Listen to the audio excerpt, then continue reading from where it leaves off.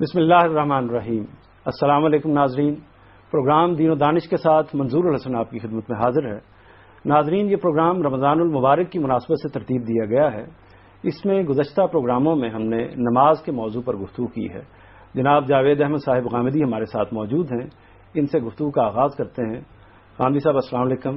وعلیکم السلام۔ غامدی صاحب، ہم آج جمعے کی نماز کے حوالے سے بات کریں گے۔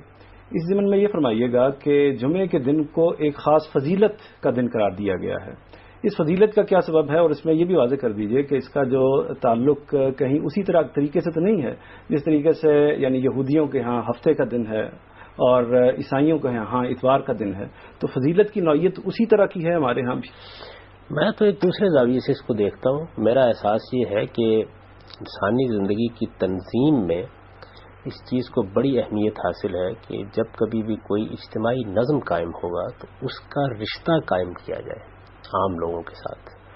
چنانچہ اس مقصد کے لیے ہمیشہ سے انسان کی یہ کوشش رہی ہے کہ وہ کوئی ایسا دن مقرر کر لے جس میں نظم اجتماعی کے لحاظ سے لوگ ایک جگہ جمع ہو سکیں، اور اس طرح سے ان کی اجتماعی حیثیت ان کی انفرادی حیثیت کے ساتھ ایک تعلق پیدا کر لے۔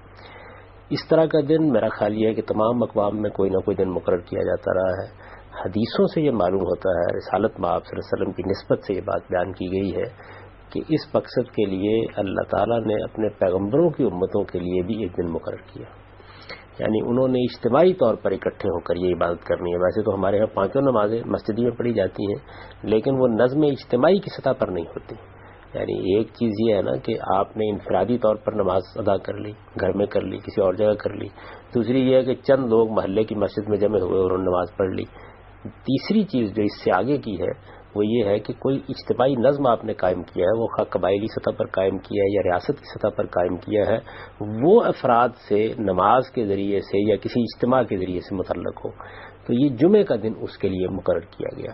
حدیث سے تو یہ معلوم ہوتا ہے کہ یہی دن سب کے لیے تھا، یعنی یہی دن جو جمعے ہی کا دن سب کے لیے تھا، لیکن یہود نے اس کو ہفتے میں تبدیل کر لیا، اور پھر سیدنا مسیح علیہ السلام کی پیدائش کے حوالے سے مسیحیوں نے اس کو اتوار میں تبدیل کر لیا۔ تو یہ تبدیلی بعد میں ان اقوام نے کی ہے یا ان مذاہب کے ماننے والوں نے کی ہے۔ اصلاً اللہ تعالیٰ کے دین میں جو دن مقرر کیا گیا تھا رسول اللہ صلی اللہ علیہ وسلم کے بتایا ہے کہ وہ جمعے ہی کا دن تھا۔ اچھا، اس میں جو سیدنا آدم علیہ السلام کے حوالے سے بھی بیان کیا جاتا ہے، غالباً روایتوں میں یہ بات بیان ہوئی ہے کہ آپ کی پیدائش جو ہے یا تخلیق جو ہے وہ اسی دن ہوئی۔ اسی طرح یہ بھی بیان کیا جاتا ہے کہ قیامت کا وقوع جو ہے یعنی قیامت کا واقع ہونا وہ بھی اسی دن میں ہوگا۔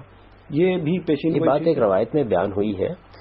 اس کی نوعیت بھی میرے نزدیک یہ ہے کہ جس وقت آپ کسی دن کا تقرر کرنا چاہتے ہیں تو کوئی نہ کوئی پہلو اس کے ساتھ وابستہ ہوتا ہے، تو آپ تقرر کرتے ہیں نا۔ جیسے رمضان کے مہینے کو روزوں کے لیے مقرر کیا گیا تو قرآن مجید نے یہ بتایا کہ کسی بھی مہینے کا انتخاب کیا جا سکتا تھا، 29-20 دن کے روزے رکھنے ہیں۔ چاند کے حساب سے مہینہ 29-30 دن کا ہوتا ہے، اور تمام مہینوں کے معاملے میں یہی صورتحال ہے۔ کسی مہینے کا آپ انتخاب کر سکتے تھے، ایک ایسے مہینے کا انتخاب کیا گیا جس میں قرآن نازل ہوا ہے۔ تو بالکل اسی طریقے سے اگر ہفتے میں ایک دن ایسا مقرر کرنا تھا جس میں لوگ اجتماعی طور پر مل کر عبادت کر لیں، اور جس میں مسلمانوں کا نظم اجتماعی ان کے ساتھ عبادت میں بھی متعلق ہو جائے، تو اس کے لیے دن کا انتخاب کرتے وقت اگر اس چیز کا لحاظ رکھا گیا کہ یہ وہ دن ہے کہ جس میں سیدنا آدم علیہ السلام کی تخلیق ہوئی، کسی دن تو ہوئی ہوگی۔ اگر اس دن کے بارے میں خبر دی گئی ہے تو کوئی وجہ نہیں کہ اس کا انکار کیا جائے، یا اگر قیامت کا بڑا حادثہ اس دن ہونے والا ہے اور اس کی خبر کسی پیغمبر کی وساطت سے ہم کو مل گئی ہے، تو ظاہر ہے کہ اس طرح کا اگر کوئی دن ہے تو پھر اس کا تقرر کر لیا جائے گا۔ یعنی کسی دن کا انتخاب کرنا ہے، جیسے میں نے عرض کیا تھا کہ قبلے کے لیے آپ نے کسی سمت کا تعین کرنا ہے، اس کے لیے سب سے بہتر چیز یہ ہے کسی مسجد کو قبلہ قرار دے دیا جائے۔ مسجدیں دنیا میں 3 تھیں جو پیغمبروں نے بنائی تھیں، ان میں سے کس مسجد کا انتخاب کیا جائے؟ ہر شخص یہ کہے گا کہ ان پیغمبروں میں جس ہستی کو سب سے زیادہ اہمیت حاصل ہے، اس لیے کہ انہی سے در حقیقت ایک پورا کا پوری نسل چلی ہے آگے جس میں نبوت کا سلسلہ رہا ہے، وہ سیدنا ابراہیم علیہ السلام ہے۔ تو انہوں نے جس عبادت گاہ کی تعمیر نو کی پھر اسی کو قبلہ قرار دے دیا گیا۔ تو میرا خیال یہ ہے کہ جمعے کے معاملے میں بھی ایسا ہی کیا گیا۔ اچھا، بنی اسماعیل کے ہاں مشرکین عرب یا قریش مکہ، ان کے ہاں بھی اس طرح کی کوئی روایت موجود تھی، جیسا کہ بعض روایتوں میں بیان ہوا ہے کہ یوم عروبہ، غالباً یہی تلفظ ہے، یوم عروبہ ان کے ہاں منایا جاتا تھا یا اس کا اہتمام کیا جاتا تھا۔ یہ روایتوں سے یہ معلوم ہوتا ہے، تاریخی روایتوں میں یہ بات بیان ہوئی ہے کہ ان کے ہاں بھی جمعے کے دن اجتماع ہوتا تھا، دار الندوہ میں لوگ اکٹھے ہوتے تھے، اور بعض بزرگوں کے بارے میں یہ بیان ہوا ہے کہ وہ اس موقع کے اوپر تقریر کرتے تھے یا خطبہ دیتے تھے، تو صاف معلوم ہوتا ہے کہ ان کی ہم بھی ایک اجتماعی روایت اس طرح کی موجود رہی ہے۔ انبیاء علیہ السلام کی سب امتوں میں چونکہ یہ روایت رہی ہے، یہ لوگ بنی اسماعیل ہیں، سیدنا اسماعیل علیہ السلام کی اولاد ہیں، اس وجہ سے یہ بالکل قرینہ قیاس ہے کہ سیدنا اسماعیل کے زمانے ہی سے جمعے کے دن کے اجتماع کی روایت ڈال دی گئی۔ اچھا، جمعے کی نماز فرض کب ہوئی ہے؟ عام طور پر جو سنا گیا ہے کہ یہ فرضیت اس کی ہوئی ہے ہجرت کے بعد، تو ہجرت سے پہلے کیا جمعے کی نماز نہیں پڑھی جاتی تھی؟ یہ نماز اصل میں نظم اجتماعی سے متعلق ہے، جس طرح کہ میں نے عرض کیا، جب مسلمانوں کا نظم اجتماعی قائم ہوگا یہ نماز فرض ہوگی۔ اگر نظم اجتماعی قائم نہیں ہے، نظم اجتماعی کی طرف سے جمعے کا اہتمام کرنا ممکن نہیں ہے، کسی جگہ نظم اجتماعی کے نمائندے موجود نہیں ہیں، تو وہاں جمعے کی نماز نہیں ہوتی، وہاں پھر ظہر کی نماز پڑھی جاتی ہے۔ رسالت میں آپ صلی اللہ علیہ وسلم کے زمانے میں یہی طریقہ تھا، یعنی جہاں جہاں نظم اجتماعی قائم تھا یا نظم اجتماعی کا کوئی نمائندہ موجود تھا، اس نماز کا اہتمام وہیں کیا جاتا تھا۔ یہ جو اب ہمارے ہاں صورت بن گئی ہے کہ علماء جمعے کی قیادت کرتے ہیں، یہ طریقہ رسالت میں آپ صلی اللہ علیہ وسلم کے زمانے میں نہیں تھا۔ جمعے کے بارے میں جو سنت قائم کی گئی وہ یہ تھی کہ جہاں نظم اجتماعی کا نمائندہ موجود ہوگا، ریاست کا نمائندہ موجود ہوگا، وہیں جمعے کی نماز ہوگی۔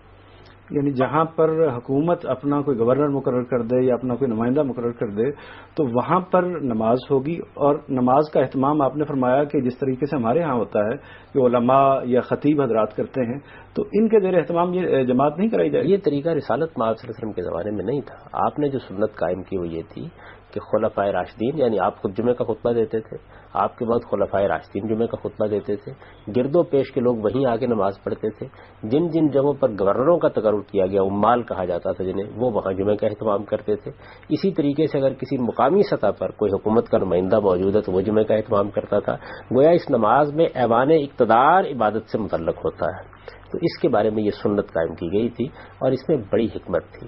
یعنی ہمارے ہاں تو پچھلے 60 سال سے ہم یہ کوشش کر رہے ہیں کہ مولوی صاحب کو ایوان اقتدار میں پہنچا دیں۔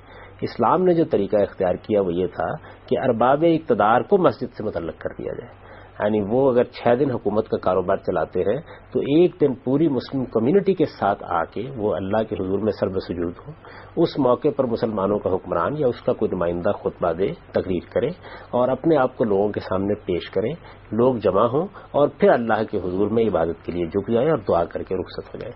یہ طریقہ اختیار کیا، عیدین کی نماز کے لیے بھی یہی طریقہ اختیار کیا گیا۔ تو یہ سنت ہمارے ہاں اب قائم نہیں رہی اس طریقے سے۔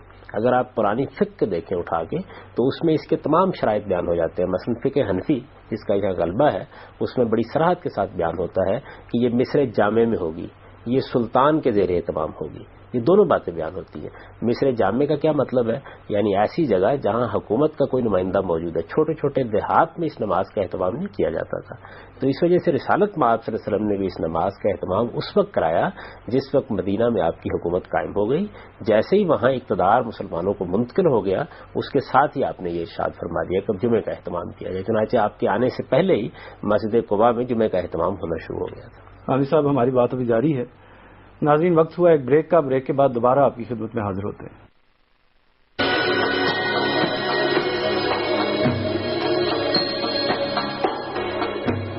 ویلکم بیک ناظرین۔ عامر صاحب، ہم بات کر رہے تھے جمعے کے حوالے سے، اس میں آپ نے فرمایا کہ اس کے لیے ضروری ہے کہ حکمران یا ان کے نمائندے ہی اس نماز کا اہتمام کریں، تو اس میں آپ نے اس کی ایک وجہ یہ بتائی کہ تاکہ اس کے نتیجے میں حکمرانوں کا تعلق مسجد کے ساتھ قائم ہو۔ اس کے ساتھ ساتھ اس کا یہ فائدہ بھی ہوگا، کیا اسلام کا یہ مقصود ہے کہ جو عوام ہیں ان کی رسائی بھی حکمرانوں تک ہو؟ جی لازمی طور پر ایسا ہی ہوگا۔ حکمران مسجد میں آئیں گے، ایک عبادت گاہ ہے، وہاں حاضر ہوں گے، وہاں آ کر وہ خدا کے حضور میں سر بسجود ہوں گے، لوگوں کے ساتھ مل کر نماز پڑھیں گے، خطبہ دیں گے، اور لوگوں کو اس کا موقع ملے گا کہ اس موقع کے اوپر ان پر کوئی تنقید کرنا چاہیں کر سکیں، کوئی بات کہنا چاہیں کہہ سکیں۔ تو یہی اصل میں وہ چیز ہے کہ جس نے مسلمانوں کے نظم اجتماعی میں ابتدا میں بڑا غیر معمولی کردار ادا کیا ہے۔ خلفائے راشدین اپنے آپ کو جمعے کے خطبوں ہی میں لوگوں کے سامنے پیش کرتے تھے۔ آپ کو لوگوں کی طرف سے تنقید کے جو واقعات ملتے ہیں وہ زیادہ تر جمعے کی نماز ہی کے موقع پر ہیں۔ وہ اپنے لوگوں کی بھی اصلاح کرتے تھے، ان کو تنبیہ کرتے تھے، اور خود بھی ہر طرح کی تنقید سننے کے لیے تیار رہتے تھے۔ اصل میں اسلام نے مسلمانوں کے نظم اجتماعی کو پاکیزہ رکھنے کے لیے اہتمام کیا تھا کہ مسجدوں کا نظم بھی اصلاً ریاست کے پاس رہے، ریاست کی اجازت کے بغیر کوئی مسجد قائم نہ کی جائے، اس میں ائمہ کے تقرر میں بھی اپنی طرف سے کوئی اقدام نہ کیا جائے، اور جمعے کے معاملے میں خاص طور پر یہ سنت قائم کی گئی تھی کہ اس کا خطبہ مسلمانوں کا حکمران دے یا اس کے عمال دیں یا اس کا کوئی نمائندہ دے۔ اس سے در حقیقت اس بات کا ہمیشہ کے لیے کلا کما ہو جاتا تھا کہ یہ مسجدیں فرقوں کے اکھاڑے بن جائیں، یہ اختلافات کی آماجگاہ بن جائیں، یہ پھر پورے کے پورے مسلمانوں کے نظم اجتماعی کے اہتمام میں چلی جاتی تھیں، گویا مسلمانوں کی مسجدیں بنتی تھیں، ان کی اجتماعی حیثیت میں وہاں ان کے نمائندے ان سے مخاطب ہوتے تھے، فرقوں کی بنیاد پر نہ مسجدوں کا نظم قائم ہوتا تھا اور نہ وہ فرقہ بندی کے اکھاڑے بنتی تھی۔ تو اس کا مطلب یہ ہے کہ اگر ہم فرقہ بندی کو ختم کرنا چاہیں تو ہمیں اس ادارے کو واپس حکمرانوں کو لوٹانا ہوگا۔ فرقہ بندی آپ ختم کرنا چاہتے ہیں تو دو کام آپ کو لازماً کرنے پڑیں گے۔ ایک یہ کہ مسجد کا اہتمام مسلمانوں کے نظم اجتماعی کے سپرد کر دیا جائے۔ مسجد بنانے کا اختیار کسی شخص کو بھی نہیں ہونا چاہیے۔ اگر کسی کو مسجد بنانی ہے تو وہ ریاست کے نظم سے رجوع کرے اور ریاست کے اہتمام ہی میں مسجد کی جگہ کا انتخاب کیا جائے۔ کوئی مسجد کسی فرقے کی نمائندہ نہ ہو، وہ سب اللہ کی عبادت گاہیں ہوں، ہر مسلمان وہاں نماز پڑھ سکے، اور جو لوگ وہاں مقرر کیے جائیں وہ ریاست کی مرضی اور اس کے منشا سے مقرر کیے جائیں، تاکہ ایک نظم کے ساتھ مسلمانوں کے لیے عبادت کا اہتمام کیا جا سکے، اور مسجدوں کو بنیاد بنا کر نہ فرقہ بندیوں کے لیے تبلیغ کی جا سکے، نہ لوگوں کو گمراہ کرنے کے لیے مواقع پیدا کیے جا سکے، اور نہ جس طریقے کے ہمارے ہاں اس وقت انتشار اور خلفشار کی صورت پیدا ہو گئی ہے یہ کسی طرح سے پیدا ہو سکے۔ جمعے کے معاملے میں بھی یہی اہتمام کرنا چاہیے۔ تو یہ تو اصل میں وہ آئیڈیل صورتحال ہے۔ اب نہ ہمارے حکمرانوں کو اس سے کوئی دلچسپی ہے، نہ ہمارے نظم اجتماعی کو اس سے کوئی دلچسپی ہے، تو میں تو یہ سمجھتا ہوں کہ اس وقت ہمارے علماء نے جو فیصلہ کر رکھا ہوا ہے اس کے سوا کوئی چارہ نہیں تھا۔ جب حکمران مسجدوں کا نظم سنبھالنے کے لیے تیار نہیں ہے، جب وہ جمعے کے خطبے کے لیے آنے کے لیے تیار نہیں ہے، پھر کیا ہوگا؟ آپ اگر پانی میسر نہیں ہوگا تیمم کے طریقے پر آپ نماز پڑھیں گے، تو یہی صورتحال یہاں بھی اختیار کر رہی ہے۔ تو میں نے یہ عرض کیا تھا کہ ایک یہ چیز ضروری ہے، دوسرے جو ابتدائی 12 سال کی تعلیم ہے اس میں کسی شخص کو اجازت نہیں دینی چاہیے کہ وہ اپنے طور پر کسی نصاب کے مطابق یہ کام کرے، وہ مسلمانوں کے اجتماعی نظم کے اہتمام میں ہونا چاہیے۔ آپ نے 12 سال کی تعلیم پالی ہے، براڈ بیس تعلیم آپ نے حاصل کر لی ہے، اس کے بعد آپ جو جاننا چاہتے ہیں جانیں، جو نقطہ نظر اختیار کرنا چاہتے ہیں کریں۔ اسی طرح علماء کو بھی اس کا حق ہونا چاہیے کہ جس مسجد میں چاہیں، منگل کو، بدھ کو، پیر کو، جب چاہیں اعلان کر کے جو کہنا چاہتے ہیں کہیں، اپنا نقطہ نظر بیان کریں، درس و تدریس کی خدمت انجام دیں، لیکن جمعے کا نظم اور مسجد کا نظم یہ مسلمانوں کے نظم اجتماعی کے پاس ہونا چاہیے۔ یہی مثالی صورتحال ہے، اور جب تک یہ معاملہ نہیں کیا جاتا اس وقت تک آپ ان فرقہ بندیوں سے اور اس انتہا پسندی سے نجات نہیں پا سکتے۔ اچھا حانی صاحب، یہ فرمائیے گا کہ یہ کیسے واقعہ کیسے ہو گیا؟ ایک اتنی بڑی سنت، اتنی اہم عبادت مسلمانوں نے فراموش کر دی کہ اس کو اس کی اصل جو جگہ ہے حکمرانوں کے معاملات کے ساتھ، اس کے ساتھ وابستہ نہیں رہنے دی۔ جب ملوکیت قائم ہوئی تو حکمران خود خوفزدہ ہو گئے عوام سے اور انہوں نے آنے سے انکار کر دیا۔ جب انہوں نے اپنی ذمہ داری چھوڑ دی تو اس کا نتیجہ یہی نکلنا تھا جو نکلا ہے۔ چنانچہ جہاں جہاں مسلمانوں کا نظم اجتماعی صحیح طریقے پر بحال ہوا ہے وہاں آپ دیکھیے کہ ریاستی کے اہتمام میں ہے مسجد۔ نہیں، مسجد تو ریاست کے اہتمام میں ہے، لیکن حکمران تو اب پوری امت میں شاید کسی جگہ پر جمعہ نہیں پڑھاتے، نماز کی امامت نہیں کرتے۔ اس کی وجہ وہی ہے میں نے جو آپ سے عرض کی، یعنی نہ ان کی وہ تعلیم رہی، نہ اس طریقے سے وہ دین سے وابستہ رہے، نہ دین ان کے لیے کوئی مسئلہ رہا، نہ مسجد میں وہ آنے کے لیے تیار رہے۔ اب جب مسجدیں اس طریقے سے حکمرانوں نے اپنے اہتمام سے نکال دی تو پھر کسی کو تو آگے بڑھ کر ان کا اہتمام کرنا تھا۔ ہمارے علماء نے اس کا اہتمام کیا، اس کے لیے مسلمان امت کو ان کا شکر گزار ہونا چاہیے۔ مسجدیں آباد ہیں ان کی وجہ سے، لیکن اصل ذمہ داری ہے نظم ریاست کی۔ حامد صاحب، پروگرام کا سلسلہ بھی جاری ہے۔ ناظرین، وقت ہوا ایک بریک کا، بریک کے بعد دوبارہ آپ کی خدمت میں حاضر ہوتے ہیں۔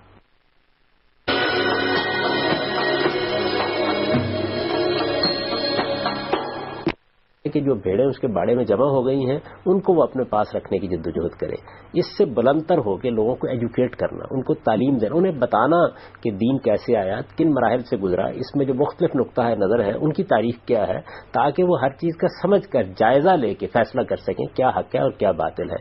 یہ تعلیم اگر آپ لوگوں کو دیتے ہیں، اور پھر ہمارے ارباب دانش کو بھی یہ تعلیم ملتی ہے، ان کے اندر بھی اس معاملے میں ایک ذہنی انقلاب، ذہنی تبدیلی پیدا ہوتی ہے، اس کا ظہور سیاست میں ہوتا ہے۔ یعنی آپ اوپر سے کچھ نہیں کر سکتے، عامت الناس کو تعلیم دینے کا راستہ اختیار کرنا پڑے گا، اور ان میں جو لوگ ذہین ہوں گے وہی لوگ ہوں گے کہ جو بعد میں اثر و رسوخ حاصل کریں گے۔ ارباب حل و عقد کی حیثیت پہنچ جائیں گے، ملک کا نظم و نسق سنبھالیں گے، بیوروکریسی میں ہوں گے، فوج میں ہوں گے، اسی طرح سے ارباب سیاست میں ہوں گے. تو ان لوگوں کے ہاں جیسے جیسے تبدیلی آتی چلی جائے گی اس کا ظہور پھر آپ کے سیاسی نظم میں بھی ہوتا چلا جائے گا. اس کے علاوہ اور کوئی راستہ نہیں. یعنی اگر جب تک ہم اپنی ایجوکیشن کی اصلاح نہیں کر لیتے تو اس طریقے کو اختیار نہیں کر لیتے، اس کے بغیر یہ ممکن ہی نہیں. میرا تو خیال یہ ہے کہ کسی قوم کی اصلاح کا بھی تعلیم کے علاوہ کوئی راستہ نہیں. دیکھیے بات یہ ہے کہ انسان کو تہذیب کہاں سے حاصل ہوتی ہے؟ اس کے والدین دیتے ہیں. والدین کے یہاں روایات چل رہی ہوتی ہیں. یہ روایات خاندان، برادری اور اس کے مختلف پہلوؤں سے آدمی کی شخصیت کے ساتھ متعلق ہوتی ہیں.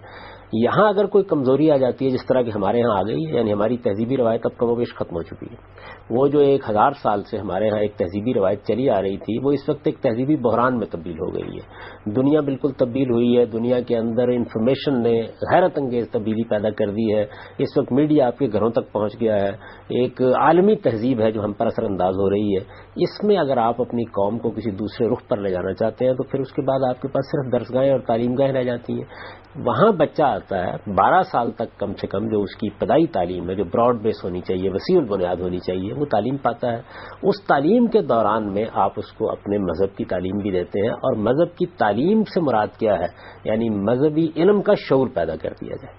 یہ چیز جب لوگوں میں پیدا ہو جائے گی اور وہ ان حقائق کو بھی جان لیں گے تو پھر ظاہر ہے کہ اس کا ظہور ان کی زندگی میں بھی ہوگا، اس کا ظہور ان کی اجتماعیت میں بھی ہوگا. اچھا، جمعے کے حوالے سے تھوڑی سی بات میں آگے بڑھاتا ہوں. یہ فرمائیے گا کہ وہ علاقے جہاں پر مسلمانوں کی سلطنتیں قائم نہیں ہیں اور وہاں مسلمان اقلیت میں ہیں یا کسی وجہ سے ان کی سلطنت وہاں پر قائم نہیں ہے تو وہاں جمعہ ہوگا ہی نہیں یا اور ظہر کی نماز پڑھی جائے گی وہاں؟ نہیں، دیکھیے بات یہ کہ وہ تو ہمارے علماء نے جو فیصلہ کیا میرے خیال میں بالکل درست فیصلہ کیا ہے کہ جب اپنے صحیح شرائط کے ساتھ یہ نماز نہیں ہو رہی، حکمران اس سے دلچسپی نہیں رکھتے، تو اس کی یاد کو قائم رکھنے کے لیے علماء نے اہتمام کیا کہ ان کے نظم میں یہ نماز ہوتی رہے. ہمارے اس وقت جو مسلمان ممالک ہیں یا ان کی حکومتیں قائم ہیں وہاں بھی اسی طریقے سے ہو رہی ہے. آپ کے ہاں ایک مولوی صاحب مسجد قائم کرتے ہیں یا محلے کے لوگ مسجد قائم کرتے ہیں، پھر اس کو جامع مسجد بنا دیا جاتا ہے. جامع مسجد کا مطلب یہ ہے کہ یہاں سب لوگ نماز پڑھنے کے لیے آئیں گے، وہاں پھر جمعہ کا اہتمام ہو جاتا ہے. تو ایک طرح سے مسلمانوں کی کمیونٹی اس کا اہتمام کر لیتی ہے، محلے کے لوگ کر لیتے ہیں. آپ نے دیکھا ہوگا نئی بستیاں بستی ہیں تو وہاں پر جو نظم قائم ہوتا ہے وہ اس کا اہتمام کر لیتا ہے. تو یہ اہتمام اب اس طریقے سے ہو رہا ہے. میں نے یہ عرض کیا کہ یہ بالکل ایسے ہی ہے کہ آپ کو پانی میسر نہیں ہے تو آپ تیمم کے ذریعے سے پھر نماز پڑھیں گے. یہی صورتحال اس وقت ان ممالک میں بھی ہے جہاں مسلمانوں کی حکومتیں نہیں ہیں، وہاں بھی علماء گئے ہیں یا مسلمانوں کی کمیونٹی کہیں ہے تو انہوں نے جمعہ کا اہتمام کرنا شروع کر دیا. ایک ہی اصول پر سب جگہ ہو رہا ہے. جس وقت مسلمانوں کے حکمران اپنی ذمہ داری کو سمجھیں گے اس کے بعد ہی یہ صحیح طریقے سے ہوگا. فرض ہونا جہاں تک اس کا تعلق ہے وہ ظاہر ہے وہیں فرض ہوتا ہے جہاں مسلمانوں کا نظم اجتماعی ہو اور مسلمانوں کا نظم اجتماعی اس کا اہتمام کرے، اس وقت مسلمانوں کے اوپر یہ فرض ہو جاتا ہے، ورنہ آپ زور پڑھ سکتے ہیں. خان صاحب آپ کا بہت شکریہ. انشاءاللہ کل اس پروگرام کو ہم یہیں سے شروع کریں گے. ناظرین، پروگرام کا وقت اب ختم ہو رہا ہے. منظور الحسن اپنے میزبان کو اجازت دیجیے گا. خدا حافظ.